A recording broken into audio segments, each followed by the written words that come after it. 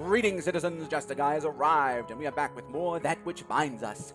Last time, Evalise and Idris had a romantic date at a bookstore, and now we're just staring out at the town and over the lake at the pier, and Evalise was wondering about Idris's family, but she decided it could be a question for another time. Perhaps this time! Let's find out. We can ignore that, because I don't want to ruin the moment. A family of ducks swims past us. You want to feed the ducks? I think they can survive without a couple of breadcrumbs. Evilise? How do you know? They might be a shortage of, duck food. Whatever they usually eat. Then I guess natural selection will do its thing. Evilise! So cold. Actually, I am getting a bit cold. Want to head back? Sure. Wow. Fourth date, and I'm and I'm walking into his apartment. It's a bit cleaner than I expected. I hope this isn't what he meant by having to prepare. You can put your coat on the chair. Stay for a bit. We didn't eat supper. Are you hungry? A bit. I can make us something. I'm an alright cook if I do say so myself. And I'm not limited to ramen or toast either. So how about it? Some pasta, maybe grilled chicken. Now you're making me hungry. How about both then? Chicken pasta. Sounds good. What do you want me to do? Get some noodles out of my cabinet to the left of the refrigerator. You can sit back and watch TV after that if you'd like. It won't take too long. Alright. I walk over to the cabinet. There's some pantry food in it, of course, along with the noodles. His pantry is more full than mine, but that's not saying a lot. You just don't need a lot of groceries when you're living by yourself. I grab the noodles and walk back. He's already pulled out the chicken and started a skillet. Here you go. Thanks. The remote's on the table. I'll have this ready soon. I leave him in the kitchen and walk to his living room, meaning I walked 5 steps away from him. There's a couch, a table, a chair, a TV, and not too much else. There, now the TV's on. Looks like some sports event. Next, some ghost hunting show. Well, at least it'll be entertaining. Now that I'm able to sit down, I notice more of his apartment. Everything has a beige color scheme with some red embellishments. Most of the furniture looks newish. Not brand new, but also not handed down. His coffee table is stacked with all sorts of papers, a few magazines, newspapers, and legal-looking stuff. Upon further inspection, it actually pulls out to become a desk for working on the couch. I wonder how much work he does, sitting right here, watching TV. This place looks sort of minimalistic, except for the cluster of photos over there. This is the boy I saw.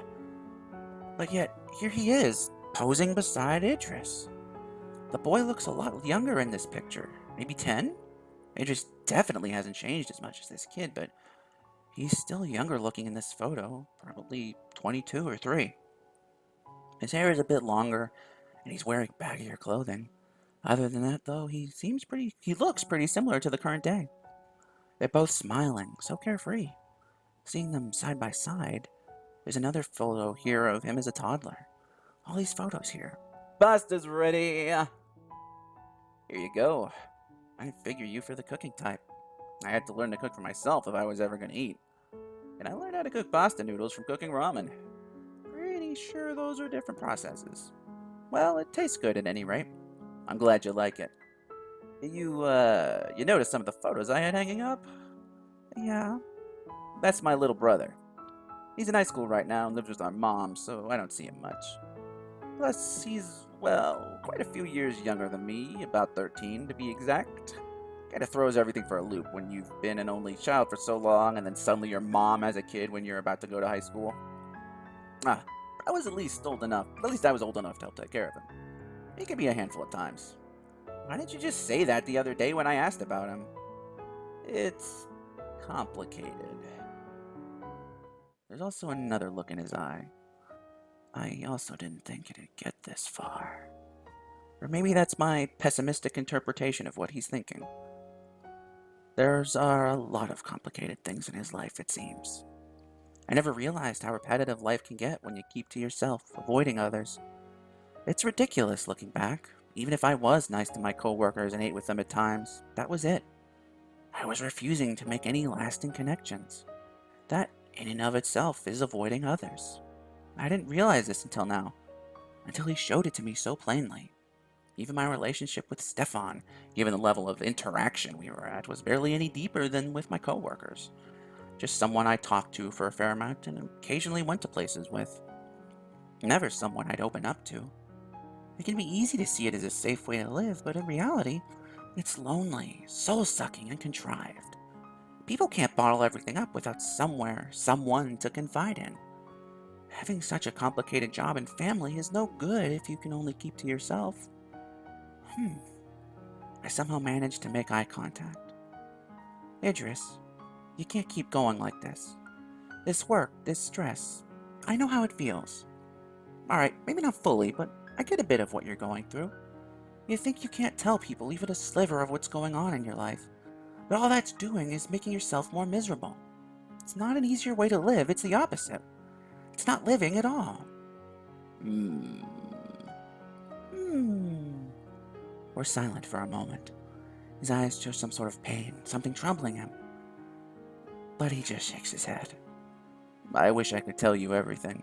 I don't even tell Zach a lot about my clients most of the time, even though he'll probably take over should anything happen to me.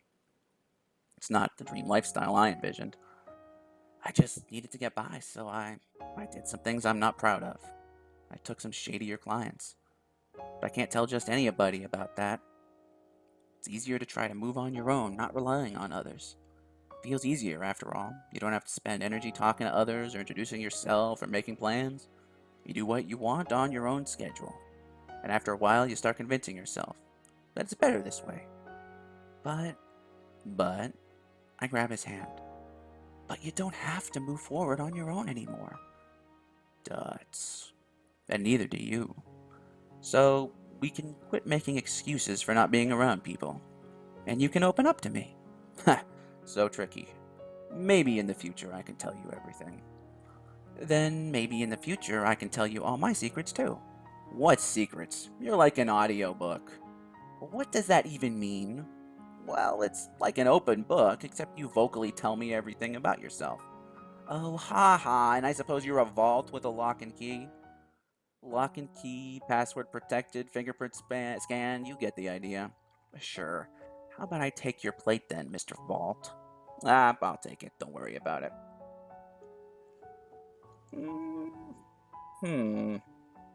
Let's be assertive.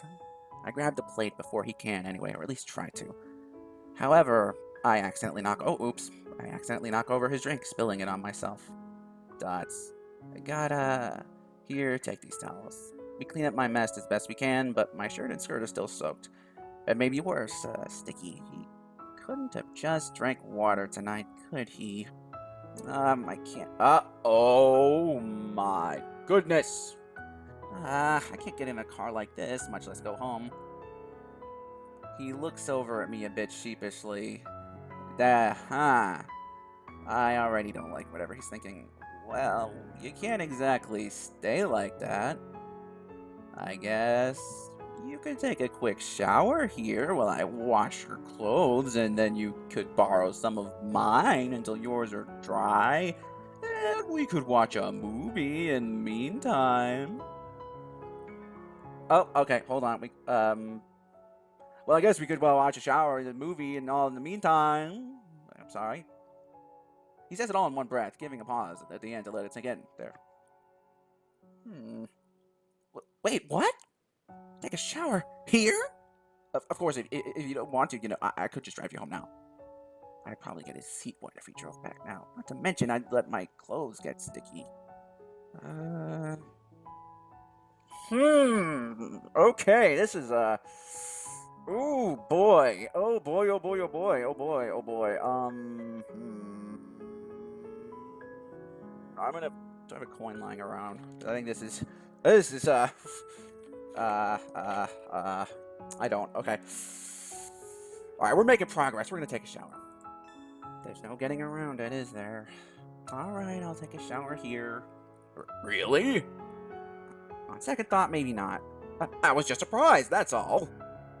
I'll show you to the shower. You can, throw your clothes out and I'll wash them.